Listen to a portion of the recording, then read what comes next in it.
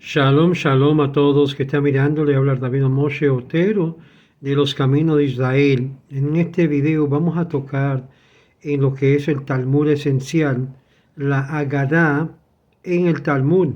La Agadá en el Talmud. Entre eso sabemos muy bien la Agadá de la narración de la historia de la Pascua que esta noche comenzaremos leyendo en la primera y la segunda noche.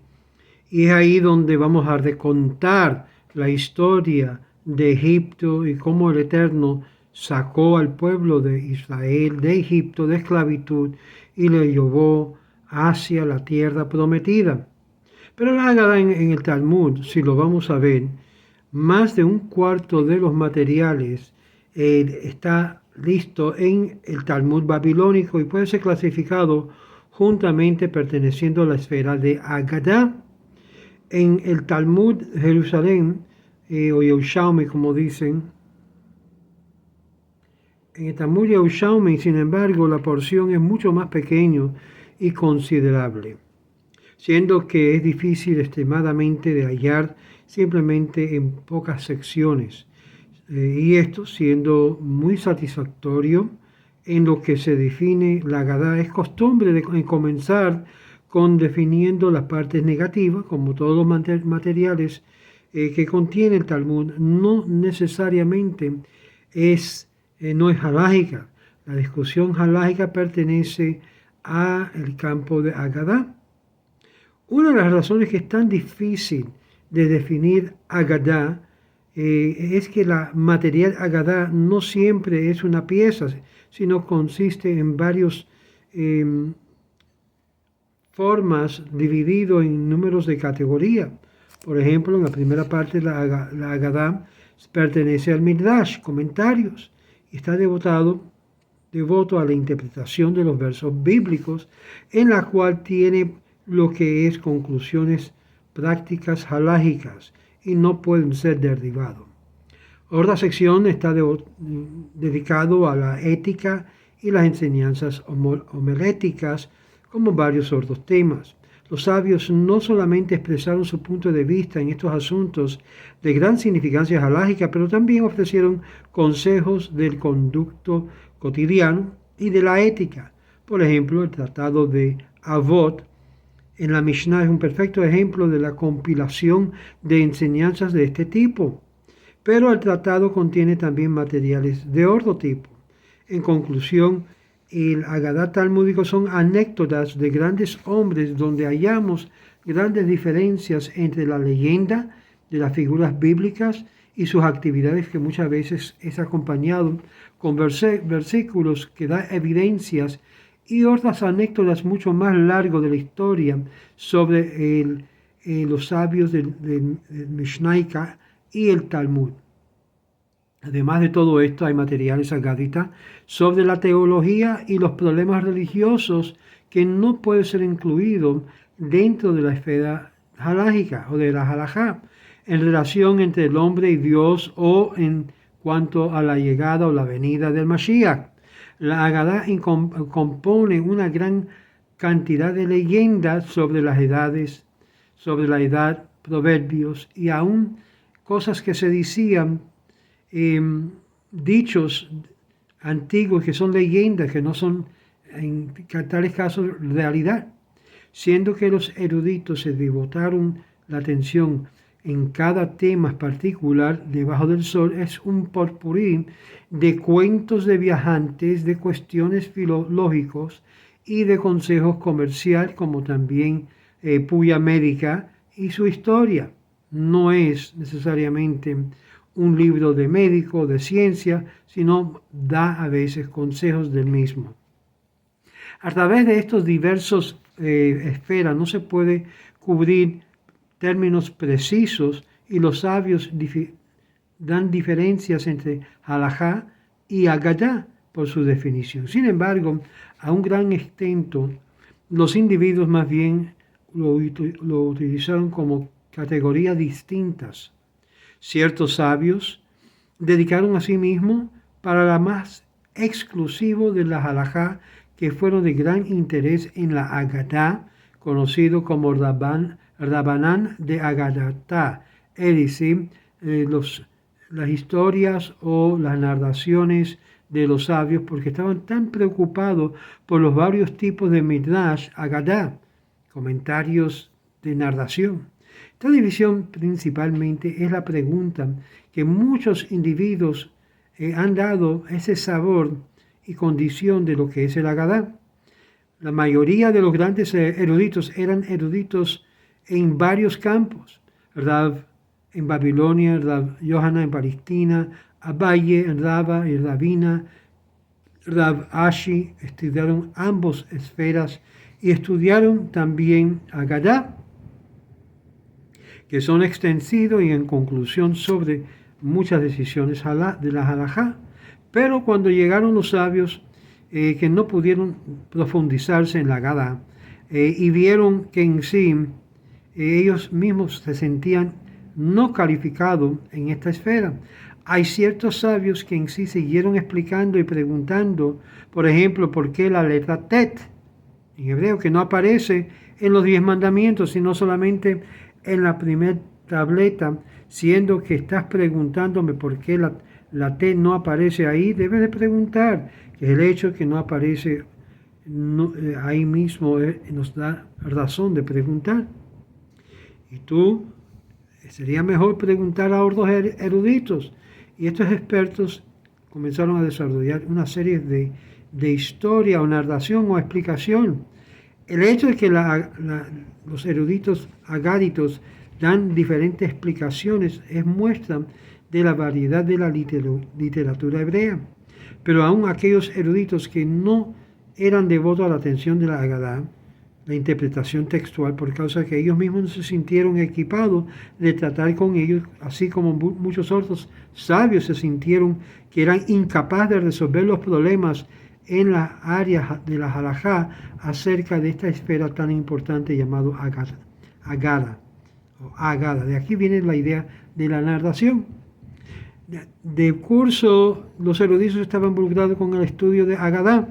Por ejemplo, había un tal Abahu de Casaria que defendió a sus colegas diciendo: yo he dicho que he visto grandes hombres en cuanto al conocimiento de la halajá, pero no significa que no implicaron que tenían comprensión de erudición en la Agadá. La pregunta es porque el aspecto de la interpretación textual, Abahu explicaba siendo que estaba obligado de involucrarse con debates con cristianos y no creyentes. Él sintió esta relación que llegó a ser Casaria con los colegas que en sí le presentó un sermón profundo sobre la halajá. El rabino Abahu habló de Agadá. La mayoría de su audiencia escucharon atentamente al rabino Abahu, la cual pocos de ellos llegaron a dirigirse a la halajá, a asuntos halágicos, con el fin de placar a sus compañeros. El rabino Abahu ofreció la siguiente parábola: si dos mercantes estaban en un pueblo y uno le habría de traer bardas de oro y el otro habría de darle lo que se llama ordos haberdasherim, que se acostumbre que el ganado del anterior, en otras palabras, la halajá, muy pesado y precioso el oro de estas bardas, no estaba capaz de poder comprarlo y apreciarlo, mientras que la Agadá sencillamente comprendía y era más popular en este sentido.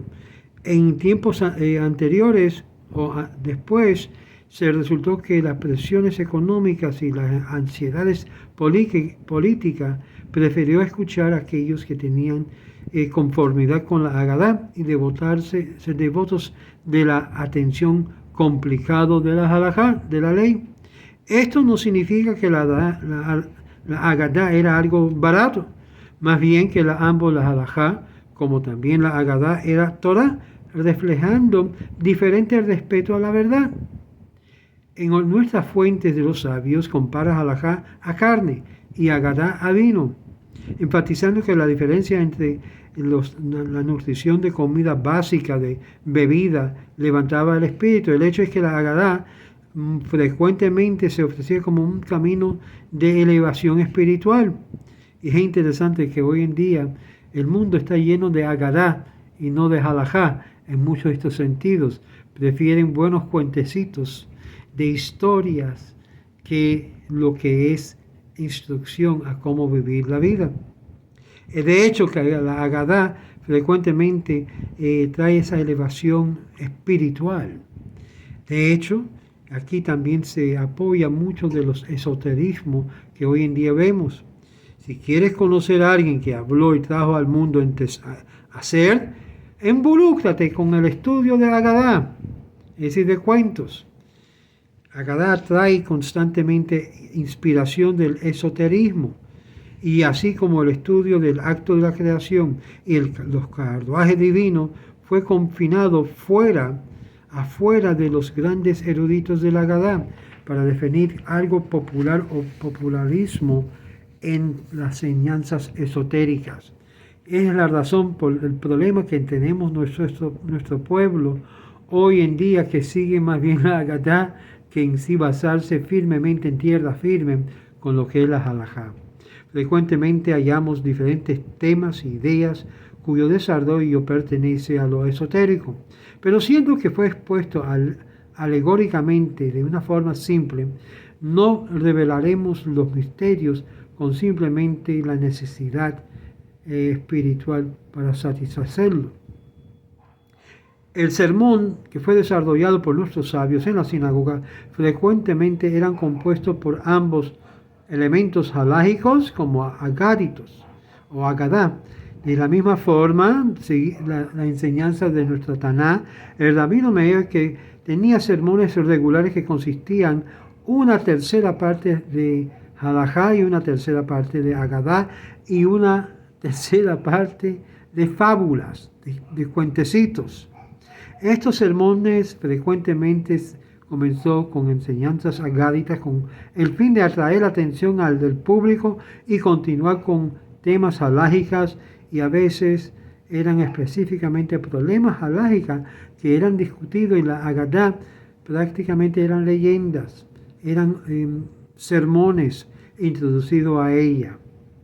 Aún así, estas ocasiones formales, cuando los rabinos exponían los asuntos halágicos a sus estudiantes en la academia, era costumbre de que se comenzara con un material un poquito más liviano y muchas veces con mucha picardía y con mucha luz en cuanto a la atmósfera que causaba lo que es la relación para poder crear preguntas más serias y más complicadas. Los rabinos eran serios en cuanto a su actitud a la Agadá, que de cualquier forma pertenecía a la Torá. También de esta forma significaba la incapacidad de humor y tener un corazón liviano, pero cuando dijeron algo de humor, la historia y los dichos que fue relatado eran fábulas, no eran real, es para reírse. Y de esta forma se sentían que habían salido de lo que era la esfera de la Torá. Aún así, cada día la conversación de los eruditos se tomaban como algo digno de estudio y de consideración en muchos de los casos que demostraba la conclusión de algo mayor significancia.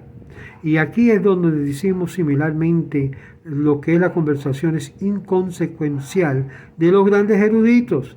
Y fue aquí el énfasis de lo que se llama que estaban en humor, que era prohibido, con la excepción de ciertos humores que era a la costilla, al costo de lo que era la idolatría de adoración o la adoración de idolatría, la cual era permitido a un deseado de hacer burla a aquellos que estaban involucrándose en idolatría. Es por eso que vas a ver algunos de los videos míos que yo hago lo mismo. Hago burla de la insensatez de muchos que quieren todavía seguir un nombre de Dios, no solamente del pasado, sino del presente. Pero esto no nos previene de hacer comentarios de humor en cuanto al tema, y muchas veces el criticismo uno al otro. Y es por eso que hay gente que se ofende. ¿Cómo tú vas a tocar a mi Dios hecho hombre? ¿Cómo tú me vas a tocar a mi chucho o a mi revi con eso que nunca cumplió lo que él estaba supuesto a cumplir? Pues esto también pasaba en el Talmud, en fuentes algáditas y también de humor y fábulas. Es interesante de enfatizar que mucho de estos humor tenía un sentido de malicia o profanidad de cada día de conversación, cada día, pero nunca fue al nivel de ser licencioso. Los comentarios aquí pertenecían a la esfera de la halajá y era lo que significaba todo esto. La levedad de indicación de una actitud positiva en la vida de todo el mundo implicaba que no había nada santo en cuanto a el mundo negativo, sino todo era con el fin que merecía la atención. Y así, y de gran no importancia de los asuntos, se acordaba atención con la gravedad rabínica, significaba que el tema era digno de discusión y no solamente indicaba lo que es falta de humor. Aún los dichos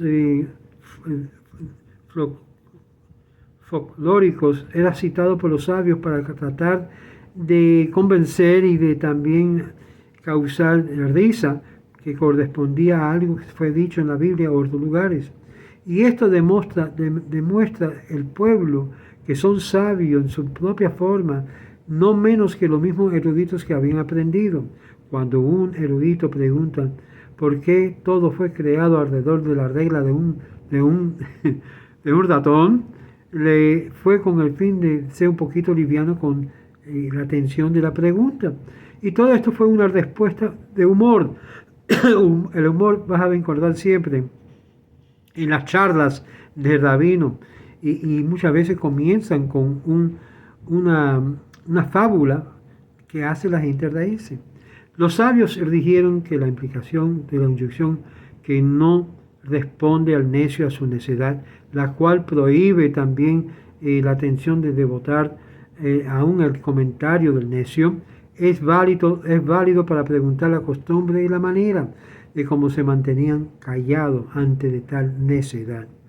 Y aquí la Torá, que es concernado, que se concierne, sin embargo, se deseaba que todos los necios tenían que tener unas respuestas deseadas. Y es como le dicen, responde el necio según su necedad. Cada pregunta merece ser respondido. No todas las preguntas tienen respuesta.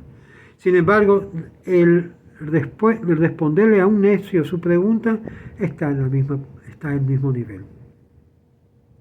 Y de esta misma forma se responde a la actitud de muchos y el fenómeno que fue adoptado por los oyentes del mismo, que daba la capacidad a los sabios de discutir cualquier cosa que escogían como su tema, con el asunto de tratar de no siempre evitar la discusión general. El rabino Yohanan dio una charla pública en la cual la gente estaba preparando para un remedio, para una enfermedad que había, y la asunción del asunto era el interés de que se discutiera en público. Aparentemente, todos los comentarios alegóricos eran muchas veces escondidos a través de fábulas y también de preguntas de idiosincrasias y otros tipos de preguntas que le hace a la gente hacer. ¿Qué? ¿Qué tiene eso que ver con nada? Y esto fue con el fin de hacerlo entender a la audiencia de un nivel tan simple que todos podían comprender el punto. Mientras que todos los maestros creyeron en el comentario que podía ser dañoso a nadie. Y esto es muy importante. Este comentario nos habla de esconder o disfrazar muchas veces cosas que tienen enseñanzas muy profundas para que la persona no se ofenda necesariamente. Y esta razón que toma una cantidad considerable de materiales agáditas que llega a ser entendido metafóricamente y no literalmente como han hecho mucha gente. Aunque el moral era simplemente para exponer, siempre los sabios estaban muy reluctantes de entrar en la parte esotérica, mística, cuando se trataba tal tema, por causa que no querían impartir conocimiento que podía ser dañino al que oye o el que no está aprendiendo de esto. Y es por eso que yo le digo a la gente, no se meten, por favor, no se meten en lo esotérico, en lo cabalístico y en todas estas marañas que de verdad han dañado más personas que usted se puede imaginar, desviándole del verdadero camino de lo que es la Torá. Y casi siempre la foto, el retrato del estilo talmúdico nos lleva a los sabios a componer muchos cuentos que en la cual el Todopoderoso y los ángeles mismos habían demostrado de algo vívido y de figuras humanas. Y es muy probable que no todos los miembros de la audiencia podían entender cuando oían y eran capaces de gozarse de las lecciones y de los sermones que tenían un contenido mucho más profundo que fue reservado para los eruditos. Y no todos son eruditos. Y aquí voy a pautar esta parte de la Agadá en el Talmud, porque son dos partes. Obvio, la Agadá, como la Halajá, es muy importante, pero vamos a terminar esto, Bezrat Hashem, durante la semana de Pesach, y después vamos a entrar en lo que es realmente un erudito. Hay gente, tristemente, por causa que se han jactado de la levadura espiritual, se creen que son eruditos, y lo que son realmente son neófitos espirituales, cargándose con todo tipo de títulos. Y de esto tenemos mucho y hay que tener mucho cuidado y escuchar claramente lo que están enseñando al público. Por eso no todo el mundo debe de apegarse fácilmente a los rabinos neófitos. Y créame o no, tenemos mucho. Que el Eterno nos ayude, que nos guíe y que nos dé el discernimiento para poder distinguir entre el uno y el otro. Le habla el rabino Moshe Otero, deseándole a usted y su familia un kosher Pesach.